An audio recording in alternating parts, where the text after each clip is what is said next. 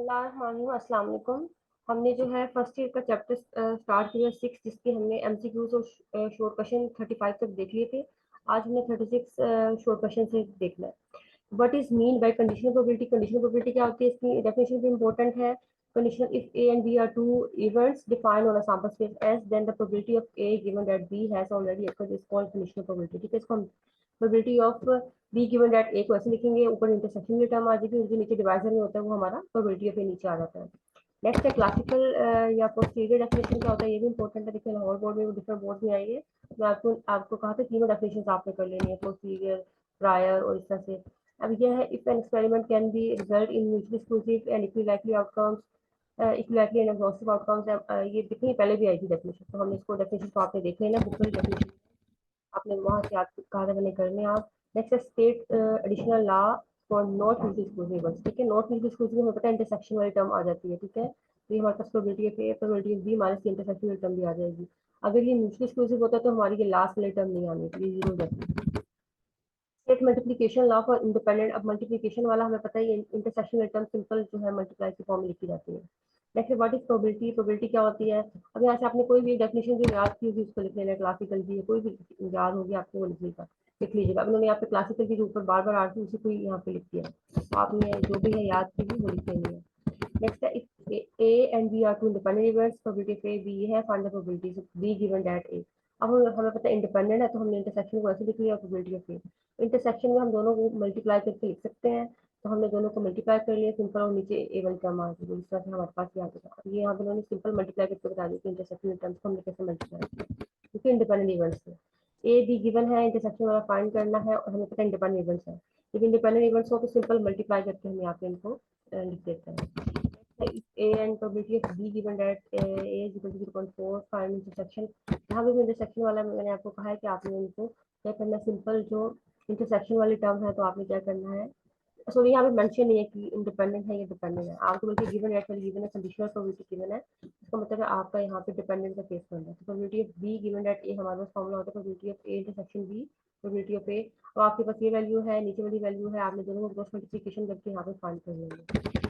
A and B are mutually exclusive events, A और B given, find the A union B. अब यहाँ पे mutually exclusive है तो हमारी इंटरसेक्शन में टर्म नहीं आएगी, तो probability of A probability of B में हमने वैल्यूज को सब्स्टिट्यूट किया और सोल्व कर दिया।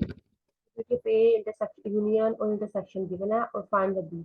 अब हमने क्या करना है, यहाँ पे यूनियन वाला फॉर्मूला लगा दिया जो नॉट म्यूचुअली एक्सक्लूसिव का था, जो जो वैल्यूज गिवन थी सारी पुट कर दी, प्रोबेबिलिटी ऑफ बी अननोन था वो हमने फाइंड कर लिया। ठीक है, ये और बोर्ड में आया हुआ है, प्लस हमने प्रोबेबिलिटी बी फाइंड कर। For any two events A and B, it is known that probability of A union intersection है, B फाइंड करना, सेम वही क्वेश्चन जो पीछे अभी हमने देखा है। तो हमने सारी जो है यहाँ पे हमारे पास नॉट म्यूचुअल का केस बन जाता है, वो लिख लिया, यूनियन का फॉर्मूला सारी वैल्यू सब्स्टिट्यूट कर दी और सोल्व कर दिया। नेक्स्ट है suppose A B union given है, डिटरमाइन इंटरसेक्शन। अब आपने इंटरसेक्शन वाला फाइंड करना है। अब आपको पता है आपने probability of A, probability of B और यूनियन वाला जो है 1/2 है, तो आपने इंटरसेक्शन वाला फॉर्मूला लगा लिया। आपने वही फॉर्मूला नॉट म्यूचुअली एक्सक्लूसिव वाला फॉर्मूला लगा लिया, नॉट म्यूचुअली एक्सक्लूसिव के अकॉर्डिंग हमने इसको यहाँ से probability of A intersection B को फाइंड कर लिया। Probability of A B given है, गिवन डेट बी गिवन है, यूनियन इंटरसेक्शन वाला फाइंड करना है। हमने यहाँ पे सारी formula a probability of A given that B ये लिखा, और इसको सोल्व करके हमारे पास आंसर आ गया 0.15। For probability of A, probability of A union B 1/3, intersection हमारे पास है, find the probability of B. ठीक है, probability of A union B हमने ये किया, और यहाँ से सारी value. If A and B are independent events, probability of A, probability of B, find the probability of A intersection A intersection B हमने फाइंड करना है। तो हमारे पास इंटरसेक्शन का है प्रोबेबिलिटी ऑफ A और प्रोबेबिलिटी ऑफ B, हमने इसको फाइंड कर दिया, और यहाँ से 0.12 आ जाएगा। Probability of A, probability of B है, इंटरसेक्शन हमने ये है यूनियन जो कर लेंगे, हम प्रोबेबिलिटी ऑफ यूनियन का फॉर्मूला लिख लिया, और यहाँ सारी वैल्यू सब्स्टिट्यूट करके इसको सोल्व कर लिया। 52 है, probability of A B union given है, फाइंड द इंटरसेक्शन आपने करना है। तो सेम वही चीजें बार बार एक ही आपका जो है ये नोट का क्वेश्चन रिपीट हो रहा है, तो बस आपने वैल्यू सब्स्टिट्यूट करके सोल्व करना है। ये चेंज है, प्रोबेबिलिटी ऑफ बी गिवन है, आपने कॉम्प्लीमेंट वाले फाइंड करना, तो कॉम्प्लीमेंट में 1 माइनस ए कर देते हैं, बी वाले पे 1 माइनस बी करके हमने कैलकुलेट कर लिया। नेक्स्ट आता है हमारे पास for two independent events A B given है, इंटरसेक्शन फाइंड करना है। इंडिपेंडेंट के केस में हम सिंपल मल्टीप्लाई करके लिख लेते हैं। What is the probability of double six when two dice are rolled? अब टू डाइस रोल करते हैं तो 36 आउटकम बनता है हमारे पास टोटल। और डबल सिक्स उसमें एक बार ही होता है, 6 6, तो 1/36 आंसर हो जाएगा। एंड ऑफ फेयर और end of best. What is the range of probability, 0 से 1 के दरमियान में लाई करता है प्रोबेबिलिटी की रेंज। और ठीक है, लाहौर बोर्ड में 2019 में आया कि probability B given that, find ये करना, गिवन दैट वाला इंटरसेक्शन गिवन है और ए, हमें पता है ऊपर इंटरसेक्शन बना देगा, नीचे ए, और सारी वैल्यू सब्स्टिट्यूट करके सोल्व किया। ए बी गिवन है, find the A given B if A and B are mutually exclusive. Mutually exclusive के केस में हमारे पास इंटरसेक्शन वाली टर्म नहीं आती, हमने लिख लिया probability A plus probability B, और इसमें से हमारे पास आंसर आ जाएगा। नेक्स्ट है, अ card is selected from 52 playing card, what is the probability that card is king. King हमारे पास 4 होते हैं, यानी कि हर एक में 1 1 होता है, तो 4/52 हमारे पास आंसर 1/13 लिख सकते हैं। What is the probability of red card, red card हमारे पास 26 होते हैं आउट ऑफ 52, तो 26/52 करके 1/2 आ जाएगा। मल्टीप्लिकेटिव लॉ में हमारे पास इंटरसेक्शन ये आ जाएगा, एक प्रोबेबिलिटी ऑफ ए के लिहाज से, एक प्रोबेबिलिटी ऑफ बी के लिहाज से, आपने दोनों लिख लेना है, ठीक है। डिपेंडेंट के केस में होते हैं, जो कंडीशनल प्रोबेबिलिटी होती है। इंडिपेंडेंट के केस में सिंपल मल्टीप्लाई करके लिख देते हैं, probability of A not probability of B. लेकिन इंटरसेक्शन के इंडिपेंडेंट के केस में probability of A not probability of B एक पहले आ चुका है, probability of B probability of A given that B पहले आ चुका है, इस तरह से करेंगे। Next probability of A B और इंटरसेक्शन वाला गिवन है, find probability B given that A. यहाँ पे आपको सारी गिवन थी, तो आपने इस फॉर्मूले में पुट कर दिया, ठीक है। Probability of A given that भी हमने फॉर्मूला लिख लिया, और यहाँ पे इंटरसेक्शन वाली भी हमने इस तरह से फाइंड कर ली, क्योंकि हमें पता है जब गिवन दैट की कंडीशन गिवन है तो ये हमारे पास डिपेंडेंट इवेंट है, तो डिपेंडेंट इवेंट के अकॉर्डिंग हमने यहाँ पे इसको मल्टीप्लाई करके कैलकुलेट कर लिया। बी गिवन दैट एक का फॉर्मूला हमने लगा के कैलकुलेट कर लिया, ठीक है।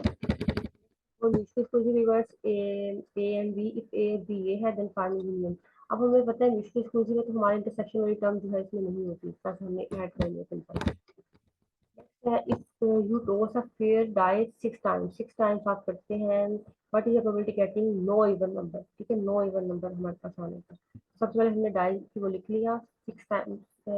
अब इसमें हमें देखना है even number, no even number, यानी कि कोई इवन नंबर ना, ओड नंबर की हमने कैलकुलेट करनी है, तो ओड नंबर हमारे पास 3 है, ये इवन है ना 1 2 3, हमने इसका इतना से रिवर्स ले लेना है कि नो इवन नंबर का जो इवन ना हो, तो यहाँ पे 1 3 और 5 आ जाएगा, तो यानी कि 3 नंबर है, 3/6 करके हमारा आंसर 1/2 आ जाएगा।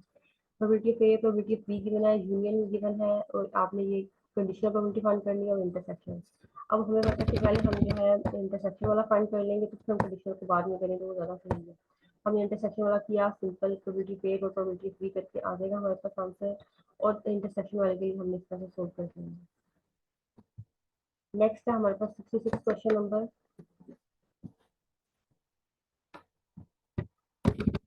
Make a sample space of if we toss a fair coin 3 times. अब 3 times पे हमारे पास ये sample space बनती है, head head head head head head tail head head head tell, इसका तरीका बना लेंगे सारा। ये क्लास में आपने सीखी है, इसलिए मैं जल्दी जल्दी इसको मतलब गो थ्रू कर रही हूँ।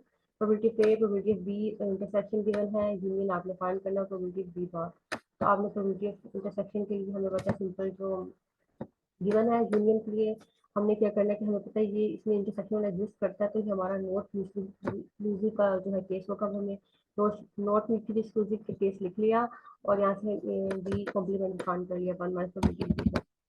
The additional law probability for mutual exclusive events. अब आपके पास म्यूचुअल एक्सक्लूसिव इवेंट्स है ए और बी, तो हमने एक तरह से सिंपल करके लिया A probability of A plus probability of B, ठीक है। इसमें हमारे पास इस तरह से आ जाएगा। At 69 में 2 cards are drawn without replacement 52 cards, what is the probability that both are aces? अब दोनों में एस आए, हमने ये करना है, तो हमारे पास टोटल जो है 2 कार्ड्स आर ड्रॉन, 2 हमने ड्रॉ किए हैं, विदाउट रिप्लेसमेंट करने हैं 52 card, but is the probability that both are aces. Both aces है, तो हमने क्या करना है, 52 में से हमने 2 किया तो ये आ जाएगा, और 4 में से 2 जो है हमारे पास आ जाएंगे एस, ठीक है। 4 टोटल होते हैं जिसमें से 2 एस, बाकी जो रिमेनिंग है वो कोई हम निकाल लेंगे, इस तरह से हमारे पास ये आंसर आ जाएगा। A die is rolled, find the probability of more than 4 dots। अभी हमारे पास एस है, टोटल सैंपल स्पेस 6 है, मोर देन 4 का मतलब है 5 और 6, ये 2 हो जाएगा, 2/6 करके 1/3 आंसर आ जाएगा। मैथमेटिकल डेफिनेशन ऑफ प्रोबेबिलिटी, अब आप मैथमेटिकल डेफिनेशन हमने पढ़ी थी, ratio of number of sample points in A divided by number of sample points in S. Probability of A given है, what will be the value of probability of A complement, यानी कि 1 - 3 करके calculate कर देंगे। If two fair coins are tossed, find the probability of getting no heads। अब यहाँ पे हमारे पास ये है 2 फेयर कॉइन का, और सामने से 4 हो जाएगा, हम नो हेड्स करना, तो यानी कि दोनों के टेल हो, तो हमारे पास 1 होगा, 1 होगा, 4 आ जाएगा। Definition of probability of one event. अब यहाँ पे क्या है, the proportion of times that the event is expected to occur when experiment is repeated a large number of times. ठीक है, ये इसका हमारे पास अंडर आइडेंटिकल कंडीशन की आ जाएगी हमारे पास definition probability of one event की। क्वेश्चन को हम देखते हैं, तो ये आपकी कुछ बुक से है, कुछ बुक से नहीं भी है, इसलिए आपने इसको साथ साथ सोल्व करके जाना है। What is the probability of selecting a card of diamond from a pack of playing cards consisting of usual 52 cards? अब इसका आंसर तो यहाँ पे लिखा हुआ 13 हमारे पास टोटल डायमंड्स होते हैं और 52 से 13 बाय 52 इसका आंसर आ जाएगा सिंपली। ठीक है, आपने लेकिन इसको प्रॉपर तरीके से करना, आपने कहना कि नंबर ऑफ पहले बताना है कार्ड्स टोटल कितने होते हैं, उसमें से डायमंड कितने होते हैं, और फिर आपने 13 सी जो डायमंड का कार्ड निकाला कि एन ऑफ ए क्या है इवेंट का, और फिर एन ऑफ एस आपने टोटल सम ऑफ इसका बता दिया, उसका फिर प्रॉपर प्रोबेबिलिटी निकाल के कैलकुलेट करना, क्योंकि लॉन्ग क्वेश्चन में आया होगा। नेक्स्ट है determine the probability for the following events. Determine the probability for the following events. हमारे पास the sum of 8 appears in a single toss of pair dice। अब आपको पता है 8 का जो हमने सम बताना है सिंगल टॉस ऑफ पेयर। ठीक है, पेयर जो हमारे पास उसका सम जो है हमने 8 में बताना है कि कैसे कितना आएगा। अच्छा, ये हम यहाँ से देखते हैं, यहाँ पे 8 हमारे पास सम जो है वो कहाँ कहाँ पे आ रहा है। ठीक है, अब इसमें देखते हैं हमारे पास 8 6 2 ये आ रहा है, 5 3 4 4 5 3 6 2 ये हमारे पास 8 है जिनका सम आ रहा है। ठीक है, ये हमारे पास 1 2 3 4 5 है और टोटल 36 है। इस तरह से हमारे पास 5/36 करके आंसर आ जाएगा पहले का। ठीक है, फर्स्ट हमारे पास आंसर आ जाएगा 5/36 इसका।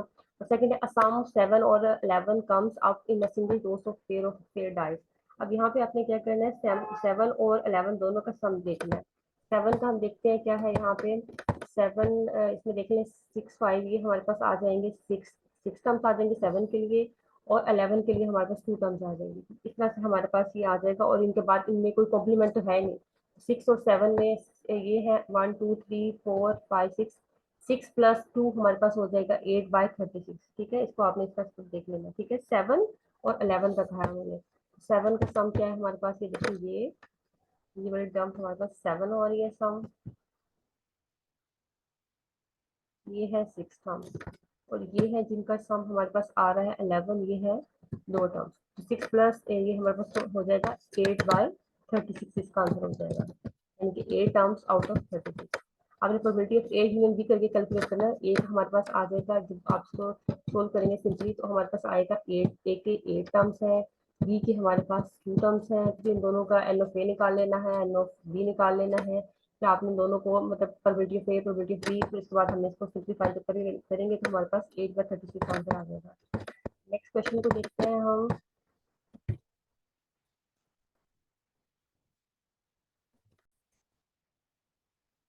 नेक्स्ट क्वेश्चन है question number 3। In a poker hand consisting of 5 cards, ये आपकी बुक से है, what is the probability of folding 2 aces and 2 kings. ठीक है, तो ये आपके पास आपकी बुक का क्वेश्चन है, आपको यहाँ पे करना है 4C2, आपने 5 कार्ड्स को सिलेक्ट करना है और 2 एसेस आने चाहिए, 2 किंग्स आने चाहिए। तो इस तरह से आपके पास ये बन जाएगा 4C, इसको मैं यहाँ पे सोल्व करती हूँ, ये हो जाएगा 4C2। आपके पास 4 एसेस होते हैं जिसमें से 2 लेने हैं, 4C2 किया, फिर उसके बाद 2 किंग्स है, 4C2 किंग्स आ जाएगा। अब हमने तो लेकिन 5 कार्ड से सिलेक्ट करने ना, हमारे पास नीचे 52 2C5 आ जाएगा डिवाइड में हमारे पास टोटल सैंपल। तो हमने तो अपना एन जो है 5 पूरा करना है, तो इसका मतलब जो रिमेनिंग हमारे पास 44 हो जाएंगे, 44 में से हमारे पास यहाँ पे 1 आ जाएगा। ठीक है, ये आपने जरूर लिखना, आपने बस ये नहीं करना कि जो आ गया वो आ गया, रिमेनिंग को छोड़ दें, आपने अपना काउंट पूरा करना है। 2 2 4 ये 5 होना चाहिए, और इन चारों को, इन तीनों को ऊपर से ऐड करके 52 बनना चाहिए। तो इससे हमने अपना काउंट पूरा किया, इस तरह से सोल्व किया। 5 स्पेड्स वाला है, तो उसका मतलब है आपके पास स्पेड्स टोटल 13 होते हैं, 13 में से 5 स्पेड्स आ जाएंगे, और जो रिमेनिंग है वो आप लिखते ना लिखते वो हमारे पास 0 आ जाएंगे। ठीक है, 39C 0 हमारे पास रिमेनिंग वाले 0 आ जाएंगे, और आप नीचे डिवाइजन में 52C हमारे पास आ जाएगा 5। ठीक है, इस तरह से आपने इसका सेकंड लेवल भी सोल्व कर लिया। उसके बाद आता है हमारे पास question number 4। A bag containing 14 identical balls, out of which 4 are red, हमारे पास 4 है, ब्लैक 5 है, 5 वाइट है, if 3 balls n यानी कि हमारे पास 3 हो जाएगा, स्मॉल r कह सकते हो n, are drawn from the bag, find the chance। Chance देखो यहाँ पे चांस कहते हैं, लेकिन फाइंड हमने प्रोबेबिलिटी करनी है, हम प्रोबेबिलिटी को चांस भी कहते हैं। that 3 are red, at least 2 are white। ठीक है, अब इसको हम सोल्व कर लेते हैं। 3 are red को हम करते हैं, तो हमारे पास यहाँ पे क्या आ जाएगा, हमारे पास टोटल जो है रेड 4 है, तो उसमें से 3 लेना है, तो 4C3 आ जाएगा हमारे पास। नेक्स्ट उसके बाद उन्होंने कहा है कि रिमेनिंग आपने टोटल बॉल्स कितनी सेलेक्ट करनी है, 3 ही करनी है। बाकी रिमेनिंग है उसको लिखे ना लिखे वो यहाँ पे आ जाएगा आपके पास 16C0 कर लें, ठीक है, 16C0 रिमेनिंग के टोटल में से इस तरह से आपके पास आ जाएगा। यहाँ पे नीचे टोटल में आ जाएगा 14C, तो ये 10 होगा, 10 14 है ना, 10। अब यहाँ पे आ जाएगा 14C3 आ जाएगा इसका नीचे डिवाइजर में, ठीक है, ये हो जाएगा हमारे पास फर्स्ट पार्ट में 3 आ गया। नेक्स्ट है at least 2 are white, at least 2 white का मतलब है वाइट हमारे पास 5 है, तो पहले वाले केस में हमारे पास आ जाएगा 5C2, फिर हमारे पास जो है एटलीस्ट पहले 2 आ जाए और रिमेनिंग जो है हमारे पास रिमेनिंग है हमारे पास 9, 9 में से हमारे पास आ जाए 1, ठीक है। अगला केस हमारे पास हो जाएगा कि हमारे पास 5 हो, 5 में से तीनों आ जाए हमारे पास जो है, क्योंकि 3 इंटरेक्ट कर सकते हैं कि तीनों के तीनों हमारे पास आ जाए यहाँ पे वाइट, यहाँ पे आ जाएगा, लेकिन 9C हमारे पास क्या हो जाएगा 0, इस तरह से हमारे पास 0 हो जाएगा। और नीचे हमारे पास डिवाइजर में हो जाएगा, उसको डिवाइजर में आप लिखेंगे, डिवाइजर में आपके पास यहाँ पे आ जाएगा, ठीक है, इसके डिवाइजर में 14 बट 14C3 आ जाएगा, ये जो टोटल हमारा एन ऑफ एस होता है, और यहाँ पे एन ऑफ ए आ जाएगा, ठीक है, दोनों हमारे पास इवन का जो है इसमें से हमने चांस निकालने के नंबर निकालने, ठीक है, क्योंकि उन्होंने कहा है हमारे पास एटलीस्ट 2 आर वाइट। अब वाइट टोटल हमारे पास 5 जो है 5 है, तो 5 में से 2 आ जाएगा या फिर उससे ज्यादा, तो पहले 2 आ जाएगा उसका केस हमने देख लिया, फिर आगे भी आ सकता है तो उसकी पॉसिबिलिटी देख ली, इससे मैक्सिमम हम जा नहीं सकते क्योंकि हमने 3 ही सेट करनी है बोर्ड, ठीक है। यहाँ तक आपको आई होप ये जो है क्वेश्चन क्लियर होगा। अब हम आते हैं क्वेश्चन नंबर 5 पर, इसको आपने नोट डाउन करना है, साथ साथ ये लॉन्ग क्वेश्चन को सोल्व कर लेना है। अब ये भी आपकी बुक का क्वेश्चन ही है, question number 5, A and B are can solve 60% 80% of the problems in a book respectively, what is the probability that either A और बी, आइदर के केस में मैंने आपको कहा था हम यूनियन यूज करते हैं, तो ठीक है, फिर प्रोबेबिलिटी यूनियन यूज होगा। और फाइंड द नेक्स्ट उन्होंने कहा है B can solve problem chosen at random. अब यहाँ पे आपके पास बेसिकली ए और बी वाला क्वेश्चन को हमने सोल्व करना है, और यहाँ पे हमारे पास बेसिकली अगर देखें, अगर आप ए और बी को आप ऐड करें यहाँ पे, प्रोबेबिलिटी ऑफ ए और प्रोबेबिलिटी ऑफ बी को, ये 60% या 80% तक आपका आंसर बन जाएगा। आप अगर यूनियन वाला केस सोल्व करते हैं तो 60 और इसको आप सोल्व करेंगे तो आपके पास 1.4 आंसर आ जाएगा, विच इज इम्पॉसिबल। हमें पता है कि हमारी प्रोबेबिलिटी का आंसर 1 से बड़ा नहीं हो सकता, हम इन दोनों को ऐड करेंगे तो हमारे पास यूनियन वाले केस में मतलब 1 से 12 पॉइंट, इसका मतलब है आपने यहाँ पे केस कौन सा लगाना है, प्रोबेबिलिटी ऑफ ए लिखेंगे, यानी कि नॉट यूजली एक्सक्लूसिव वाला केस होगा, प्रोबेबिलिटी ऑफ बी लिखेंगे, और इसके बाद नेक्स्ट इंटरसेक्शन वाली टर्म भी आ जाएगी यहाँ पे, probability of A intersection B, यानी कि हम इसमें से कोई चीज माइनस करेंगे तो हमारे पास अब इंटरसेक्शन आपने कैसे निकालना होगा आपको पता है, आप जब इंटरसेक्शन की टर्म निकालते हैं इसमें तो सिंपल मल्टीप्लाई करके देते हैं, probability of A dot probability of B, इसमें से आपने इसको सोल्व कर देना है। नेक्स्ट है 3 points are toss find probability no head पे। अब आपको पता है टोटल तो आपके पास जो हेड है वो 8 आते हैं, 2 रेज़ टू पावर 3 करें तो 8 आ जाएगा। नो हेड अपेयर का मतलब है कोई हेड ना है, टेल सारी की सारी रहती है, 1/8 की प्रोबेबिलिटी हो जाएगी। आपने इसको प्रॉपर तरीके से सोल्व करना है, लेकिन मैं आपको बस हिंट के तौर पर बता रही हूँ। 1 हेड पेयर का मतलब क्या है, आपके पास 1 हेड आए तो वो केस हमारे पास क्या बन जाएगा, यहाँ पे देखिए head head head tail tail, एक ये केस बन जाएगा, एक हो जाएगा टेल हेड हेड, और एक हो जाएगा हमारे पास हेड क्लास में चला गया, टेल टेल और हेड, इस तरह से हमारे पास 3 केसेस बन जाएंगे, तो यहाँ पे 3 आउट ऑफ 8 आ जाएगा, हमारे पास 3 जो है सैंपल पॉइंट्स आ गए इवन के, और 8 हमारे पास टोटल है। ऑल टेल्स का मतलब है फिर यहाँ पे 1/8 आ जाएगा, इसका भी आंसर ठीक है, ये 1/8 आ जाएगा। Next how many distinct 4 digit numbers can be perform from the following integers 1 2 3 4 5 6 if each integer is use only one, ठीक है। अब आपने इसको जब सोल्व करना है तो इतना से हमारे पास ये परमोटेशन का क्वेश्चन है, ठीक है, तो हमने इसको क्या करना है 6p4 करेंगे। डिस्टिंक्ट का कहा है ना उसने, यानी कि मुख्तलिफ आए, तो हमारे पास यहाँ पे हमने इस तरह से 6p इसको 4 को सोल्व कर लेंगे, ठीक है, और ऑर्डर के अकॉर्डिंग आपने बताना है, तो हाउ मेनी नंबर कितने नंबर आएंगे 6p आपने सोल्व कर लिया। नेक्स्ट आता है when 2 dice are rolled what is the probability of getting a sum of 8। अभी हमने सम ऑफ 8 को देखा भी था ऊपर वाले क्वेश्चन में, तो हमारे पास 5 बन रहा था आउट ऑफ 36, जिनका सम हमारे पास 8 था, वो हमारे पास 5 है, और टोटल सैंपल साइज 36 है। अब फिर कॉइन इज टॉस्ड, अब हमारे पास है make a sample series and find the probability of head appear. अब आपको पता है आपके पास हेड और टेल दो तो होते हैं इसमें, और उसमें आपने निकालनी है हेड की प्रोबेबिलिटी, तो आपके पास आ जाएगी 1/2, ठीक है। आपने इसको प्रॉपर तरीके से सोल्व करना है, पहले आपने बताना है कि सैंपल स्पेस में हेड टेल आएगा, फिर आपने बताना है इवन क्या है हमारे पास हेड, फिर हेड का एन ऑफ ए निकाल लिया, फिर उसका तो प्रोबेबिलिटी का NFA डिवाइडेड बाय NFS करके आपने लिखा तो प्रॉपर 1 में 2 आंसर इस तरह से निकाल के बताना। नेक्स्ट है 2 स्क्वायर डाइस आर रोल। अब दो दो हमारे पास स्क्वायर डाई है, इसको हमने रोल करना है। Find the probability both have same outcome. हमने बताना है कि दोनों का जो है सेम आउटकम है, ये ठीक है, ये बताना होगा हमने। तो हमें पता है कि हमारे पास स्पेस जो है जो 2 स्क्वायर डाइस का टोटल सैंपल स्पेस तो 36 होता है, और उसमें से हमें बताना है कि सेम आउटकम दोनों डाइस पे आए। तो वो कब होगा हमारे पास, इसको मैं वहाँ से देख लेती हूँ अपनी बुक से। ये देखिए बुक पे अगर ये हमारे पास बना हुआ है तो 1 1 2 2 3 3 4 4 5 5 6 6 ये हमारे पास सारे क्या आ जाएंगे, सेम जो है दोनों डाई पे। तो 6 आउट ऑफ 36 हमारा इसका आंसर हो जाएगा, 6 आउट ऑफ 36। ठीक है। नेक्स्ट इसके बाद question number uniform coins are toss. ठीक है, यहाँ पे 3 कॉइन्स की बात हो गई। Find the probability of getting only one tail. One tail के बारे में आपसे बताना है तो 1/8 आ जाएगा। ठीक है, जिसपे हमारे पास ओनली वन टेल होगा, हमने वो बताना है। नेक्स्ट उसके बाद है एटलीस्ट वन हेड। हमने one tail, only one tail का मतलब है यहाँ पर 3/36 हो जाएगा, जिस तरह से भी हमने बनाया था ना वो, उसके लिए यहाँ पे देखिए हेड हेड टेल, इसके बाद दरमियान में हेड आ जाएगा, दोनों साइड पे हेड हो जाएगा। तो फिर आपके जो है फर्स्ट पे टेल आ जाएगा, दोनों यहाँ पे हेड हो जाएगा। इस तरह से आपके पास 3/8 आंसर आ जाएगा। पहले बार का 3/8 आ जाएगा। तो ये कहा है at least one head. At least one head आने का क्या है कि कम से कम एक हेड जरूर आए। तो आपको पता है सबके हेड जरूर आता है सिवाय एक जो है टेल टेल टेल के, तो इसका मतलब 7/8 आ जाएगा यहाँ पे। उसके बाद आता है हेड ऑन फर्स्ट पॉइंट। अब हेड जो है वो फर्स्ट पॉइंट पे है, तो उसके लिए हमारे पास क्या हो जाएगा, हेड हेड एक तो पहले जो है तीनों हेड हो जाएंगे, वो हो जाएगा head head head head. Next case हमारे पास हो जाएगा head head tell, head head tell हो जाएगा। नेक्स्ट हमारे पास केस हो जाएगा हेड टेल टेल। ठीक है, हेड टेल टेल। बस हमारे पास ये 3 केसेस बन जाएंगे, तो 3/8 इसका आंसर भी हमारे पास 3/8 आ जाएगा। ठीक है, इसका भी 3/8, इसका भी 3/8, और यहाँ पे हो जाएगा एटलीस्ट वन का 7/8।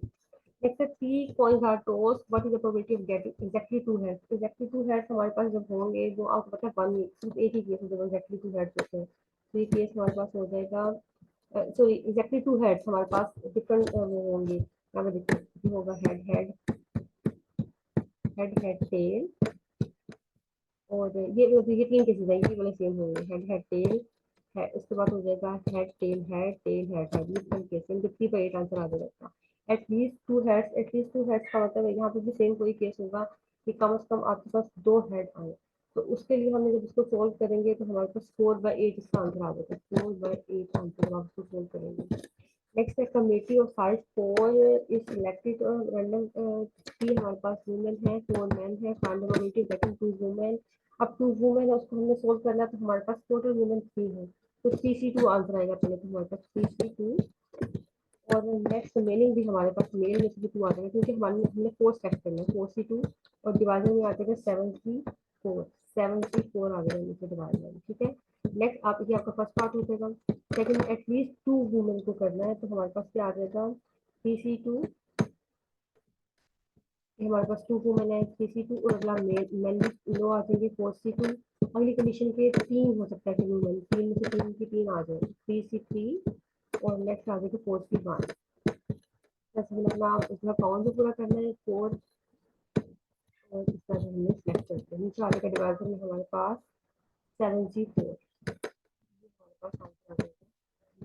आपने 3C2 किया, यानी कि 2 वुमेन आ जाए, या फिर उससे ज़्यादा 3C3 आ जाए, तो रिमेनिंग वाला भी हमने काउंट पूरा करना होगा, तो 4C2 मैन, और यहाँ पे 4C1। इस तरह से आपको ये देखिए नीचे 4 बन जाएगा, ऊपर 7, इस तरह से काउंट भी करना था। नेक्स्ट आपके पास क्वेश्चन नंबर 14। अभी आंसरिंग क्वेश्चन है, इनको आपने अटेम्प्ट कर लेना। क्वेश्चन नंबर 14 एस है, ए है, बी है। Probability of A given that B आपने फाइंड करना है। Probability of B given that, अब आपके पास, हाँ आपको पता है इसका फॉर्मूला क्या होता है, गिवन दैट की कंडीशन को फॉर्म करेंगे तो probability of A intersection B. ठीक है, ए इंटरसेक्शन बी है, और डिवाइड में आ जाएगा प्रोबेबिलिटी ऑफ बी। तो यहाँ पे आपको आपके पास इंटरसेक्शन वाला आपने निकालना है, ए बी के दरमियान में इंटरसेक्शन क्या है, दोनों के दरमियान में कॉमन क्या है, कॉमन है।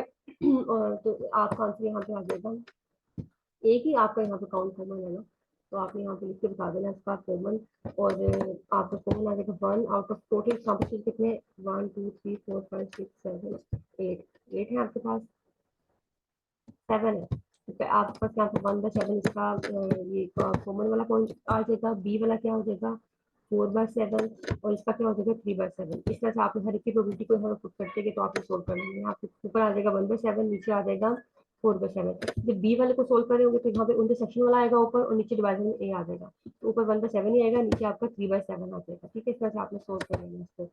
नेक्स्ट है इसके बाद ये 70% 80% problems attend with respectively then find the probability that both person choosing at random will solve at least one of them. अब एटलीस्ट के केस में 15 वाले में भी हमने जो है यूनियन वाला केस करना है, तो ये भी आपकी बुक की तरह की क्वेश्चन है। अब यहाँ पे भी आपने देखो इन दोनों को ऐड किया यूनियन वाले केस में, तो आपका आंसर बन जाएगा आई थिंक 1.5, लेकिन हमें इसका मतलब यहाँ पे नॉट यूजली एक्सक्लूसिव वाला केस लगाना है, जो भी मैंने आपको ऊपर बताया था। Probability of A plus probability of B minus probability of A intersection B, ये वाला हमारा नॉट यूजली एक्सक्लूसिव वाला केस बनेगा ये 3 क्वेश्चन में।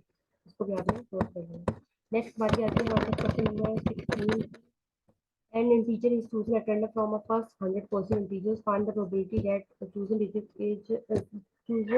digit is multiple of 10. Multiple of 10 देखना है and divisible by 8। अब यहाँ पर multiple of 10 की बार जब हम करेंगे तो ये आ जाएगा हमारे पास 10 का टेबल आ जाएगा यहाँ पे 10 20 30 40 सो ऑन हमारे पास जाएगा, ये यहाँ 100 तक जाएगा। ठीक है, इस तरह से हमने देखा ये टोटल टर्म्स जो हमारे पास बन रही है वो इस तरह से 10 हो जाएगी।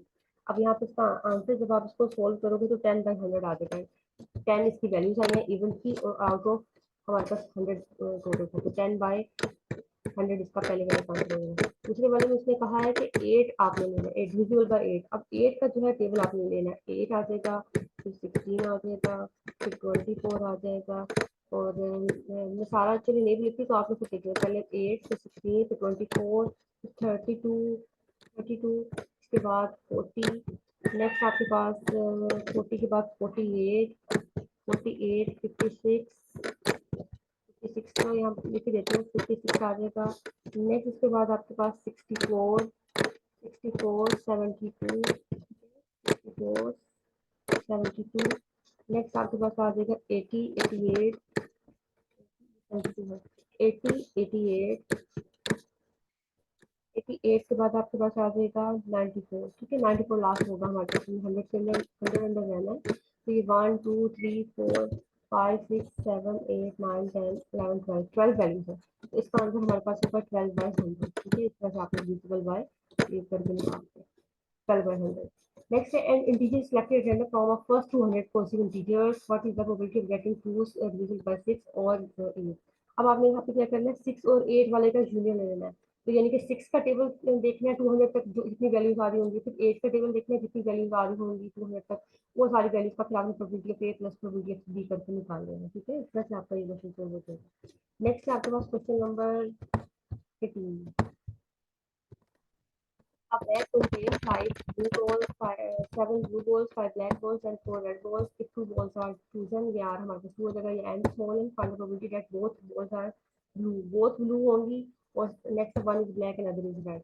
अब इसको भी ये सोल्व करेंगे तो हमारे पास क्या आ जाएगा, यहाँ पे बोथ ब्लू है, 7 ब्लू है टोटल, जिससे 2 ब्लू आ जाएंगे, और हमें 2 बॉल्स को सिलेक्ट करना है, तो मीनिंग आप जो है वो 0 आ जाएंगे सारे, आप यहाँ पे इसको 0। नेक्स्ट नीचे हमारे पास डिवाइजर में आ जाएगा 16C2। ठीक है, अब इसके बाद आता है नेक्स्ट पार्ट में 1 is black and 1 is other is red. Black हमारे पास कितने हैं, ब्लैक हमारे पास है यहाँ पर 5 ब्लैक, तो यहाँ पे आ जाएगा 5C1। नेक्स्ट उसने कहा है other is red.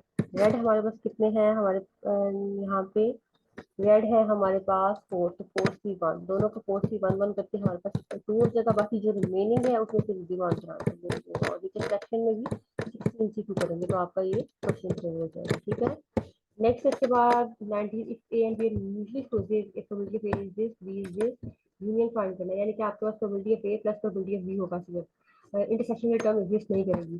Probability of A complement का मतलब है 1 माइनस प्रोबेबिलिटी ऑफ A करेंगे, प्रोबेबिलिटी ऑफ B का मतलब है 1 माइनस प्रोबेबिलिटी ऑफ B करेंगे। From a pack of 52 cards हैं, find probability that card is picture card. Picture card कितने होते हैं आपके पास, टोटल पिक्चर कार्ड 12 होते हैं आउट ऑफ 52। कौन कौन से पिक्चर कार्ड होते हैं आपको पता है, जैक किंग एंड क्वीन, ये हमारे पास पिक्चर कार्ड होते हैं। 8 जो होता है वो हमारा फेस कार्ड में आता है। इसका मतलब ये भी 4 होते हैं, ये भी 4 होते हैं और ये भी 4। तो 4 तीनों को ऐड करके तो हमारे टोटल बनते हैं picture card 12 out of 52। Red card हमारे पास टोटल 26 होते हैं और 26 हमारे सिलेक्ट 26 ओवर 52 हमारे पास हो जाएगा। फेस कार्ड हमारे पास 16 होते हैं। अच्छा जी, नेक्स्ट आता है assume x is the number chosen from a set of integer 1 to 20 inclusive, यानी इन दोनों को इंक्लूड करना है। Find the probability double digit number निकालना है। और अब आपको पता है डबल डिजिट नंबर में सिर्फ एक ही होगा 20, बाकी सारे सिंगल डिजिट। तो डबल डिजिट इसमें कितने होंगे आपके पास? 11 होंगे, 10 से लेके 20 तक। तो ये हमारे पास 11 डिजिट बन जाएंगे। इसका इसकी प्रोबेबिलिटी 11 बाई 20 हो जाएगी। नेक्स्ट मल्टीपल ऑफ 4 का मतलब 4 का टेबल आपने लिखना है। 4 आ जाएगा, फिर उसके बाद 8 आ जाएगा, 12 आ जाएगा, उसके बाद 16 आ जाएगा और 20 आ जाएगा। फाइव फाइव आउट ऑफ 20 हमारे पास इसका सेकंड आंसर है। Find the probability of sum of 7 and sum of 7 when two dice are rolled. Find the probability of sum of 5। ठीक है, अब आपको 7 का और 5 का सम बताना है जब आपके पास टू डाइस जो है उनको लेना है। तो ये आपके पास बुक में आपके क्वेश्चन है। आपने यहाँ पे जो है 7 का सम बता दिया जो जितने हैं। उसके अलावा आपने यहाँ पे 5 का सम बता दिया कितने हैं। 5 ये 1 4 2 3 3 2 ये हमारे पास 4 है। और 7 जो है 1 6 ये हमारे पास हो जाएंगे 6 हो जाएगा 7 के लिए और 4 का आंसर हो जाएगा। इसमें से आप इन दोनों का बता देंगे। नेक्स्ट है हमारे पास question number 23। A digit selected at random from a first and natural numbers. Find the probability selected digit is even number। अब आपने even number बताने कौन कौन से होते हैं। अब आपको पता है even number हमारे पास क्या आता है। 2 4 6 8 इस तरह से 0 2 4 6 8 हमारे पास और 10 ये नेचुरल नंबर हो जाएगा। और ग्रेटर देन 5 में हमारे पास क्या आ जाएगा? 6 7 8 9 10 यहाँ तक आ जाएगा। ठीक है, इसकी आपने प्रोबेबिलिटी आपने कैलकुलेट करके बतानी होगी यहाँ पे। If the probability of horse 8 winning race is 5, that the horse 3 is 1/6। आपकी बुक का क्वेश्चन है what is the probability that one of them is wins। ठीक है, ये भी आपकी बुक का क्वेश्चन, इसको आपने देख लेना है कि आपको विनिंग की प्रोबेबिलिटी दी हुई है और उन्होंने कहा है कि बताएं कि वन ऑफ देम अगर इसमें से विन करता तो क्या होगा। पहली कंडीशन में आपने कह दिया कि ए ने विन किया, फिर आपने कह दिया बी ने विन किया, फिर आपने मतलब इस तरह से देख लेना है कि अगर वन ऑफ देम आपने विन बताना है ना, तो इस तरह से एक ही विन की प्रोबेबिलिटी देख ली, दूसरे की विन की प्रोबेबिलिटी देख ली और इस तरह से आपने इसका बता दिया total. Next, a pair of dice is rolled. Find the probability of getting a total of either 5 or 11। 5 और 11 का आपने टोटल बताना है। तो आपके पास ये यहाँ पे अपने सेम इसी तरह से बना लेना है चार्ट। उसके बाद 5 का सम लिख लेना है और उसके बाद 11 का सम लिख लेना है। और उनके दरमियान में कोई कॉमन पॉइंट आ रहा है या नहीं आ रहा है उसका भी बता देना। ठीक है, कोई कॉमन 5 और 11 के दरमियान में समझ नहीं आएगा तो बस सिंपल इनका ये आपने probability of 5 plus probability of 11 बता देना। Next two cards are drawn at random from a well shuffled pack। 52 cards, find the probability one is king and other is queen। अब वन किंग है तो ये 41 divide by 52 सी 2 हो जाएगा। Next है both half same colour 26 सी 2 और plus 26 सी। ठीक है, अभी इसको सोल्व करें। 26 हमारे पास ब्लैक होते हैं 26 सी 2 सारे के सारे ब्लैक आ जाए और जो दूसरे 26 था उसमें से 0 आ जाए। ये हो जाएगा हमारे पास पहली कंडीशन। दूसरी कंडीशन होगी कि 26 जो है पहले वाला हमारे पास तो 0 आ जाए, यानी कि ब्लैक वाला कुछ ना आए, सारे के सारे रेड आ जाए। 26 टू रेड में से 2 आ जाए, ये हमारे पास 50 सी 2 मिल जाएगा। ठीक है, इस तरह से आपने ये कर दिया। सो ये बहुत वाला इतना से सोल्व हो जाएगा। One king and one coin वाले में आपने 4C1 और 4C1 आगे में 52C आ जाएगा।